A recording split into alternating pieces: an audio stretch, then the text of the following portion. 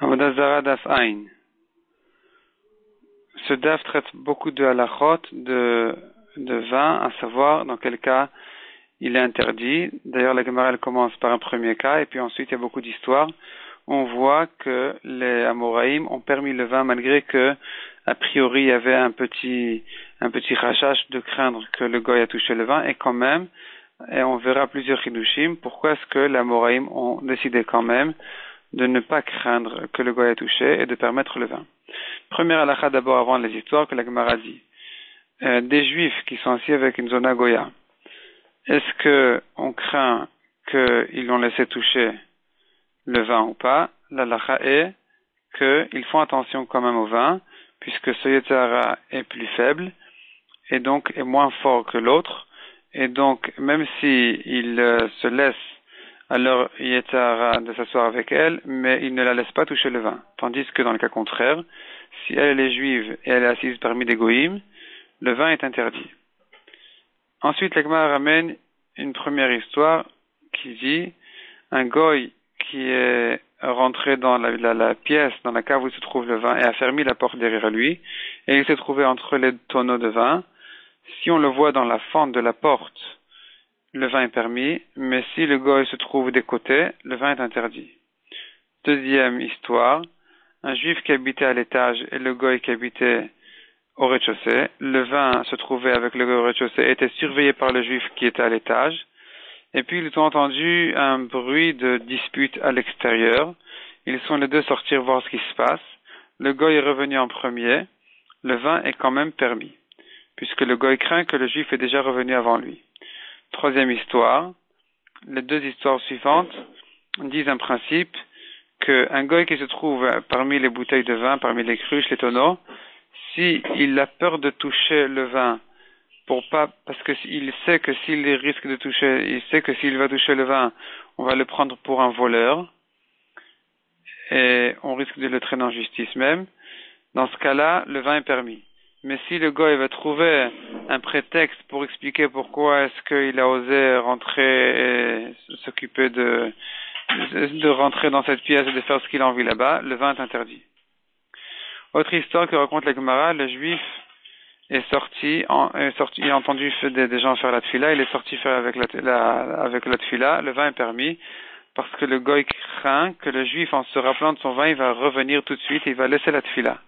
De même, si le juif est sorti en entendant le chauffard qui annonce l'entrée de Shabbat, le goy craint et ne touche pas le vin, parce qu'il se dit, dès que le juif va se rappeler de son vin, il va laisser tomber son Shabbat pour sauver son vin. Donc les goïms ne savent pas qu'on est prêt à sacrifier beaucoup pour notre Shabbat. Ils se disent, ils font semblant, et que dès qu'il va se rappeler de son vin, il va revenir. Donc puisque le goï pense comme ça, il donc ne touche pas le vin est permis. Autre histoire, un goï s'est caché parmi les tonneaux de vin en entendant le bruit d'un lion. Et il s'est caché là-bas. Le vin est permis parce que le goï se dit peut-être que le juif se cache aussi entre les tonneaux de vin derrière moi et me surveille. Autre histoire, des voleurs sont rentrés et ont ouvert tous les tonneaux de vin, beaucoup de tonneaux de vin. Le vin est permis. Et la Gemara dit que la raison pourquoi on permet le vin, c'est que premièrement, la majorité de ces voleurs étaient des juifs. Donc déjà, on a un safek à savoir qui dit que c'est un goy, peut-être que c'est un juif. Et puis ensuite, il y a un deuxième safek, c'est qui dit qu'il a touché le vin. On suppose que ces voleurs-là n'ont ouvert les tonneaux de vin pas pour boire, mais que pour voler, pour chercher ce qu'il n'y a pas là-bas des trésors. Donc, puisque on a deux sfekot, premièrement, peut-être c'est un juif, et même si c'est un goy, peut-être qu'il n'a pas touché le vin, il a qu'ouvert pour regarder ce qu'il y a à l'intérieur. Donc, le vin est permis. Autre histoire, une jeune fille qui avait dans ses mains de la mousse du vin. Et on a quand même permis le vin en se disant qu'elle n'a pas touché le vin lui-même, mais qu'à l'extérieur ou au-dessus du vin. Autre histoire, l'armée est rentrée dans la ville et ont ouvert des tonneaux de vin, beaucoup de tonneaux de vin, et on a permis le vin.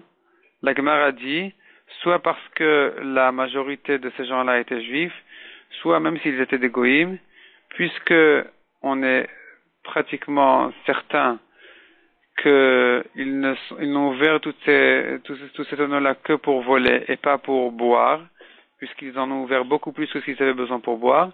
Donc, en supposant qu'ils n'ont certainement pas touché, mais puisqu'ils n'étaient intéressés que de voler, on peut permettre le vin.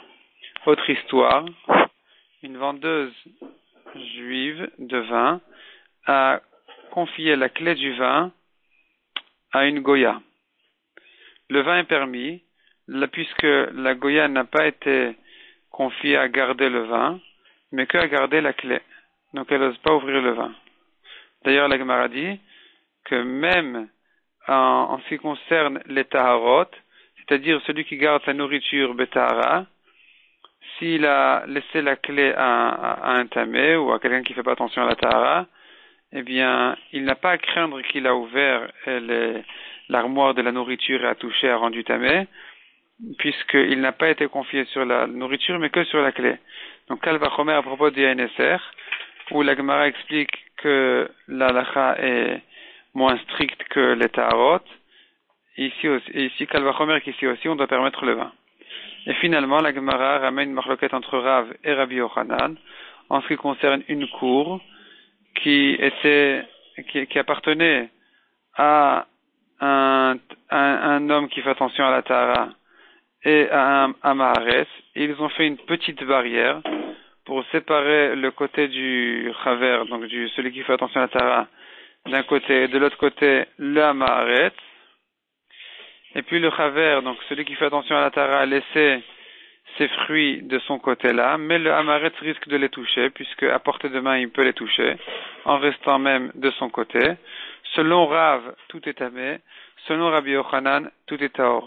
Et la Gemara ramène que c'est une marloquette Tanaïm, entre Chachamim et Rabban Shimon ben Gamliel, que Rabban Shimon ben Gamliel pense comme Rav que, effectivement, dès qu'il risque de toucher, dès que c'est à portée de main, on craint qu'il a touché, que c'est tamé, mais selon Chachamim, comme Rabbi Yochanan, effectivement, tout est taor.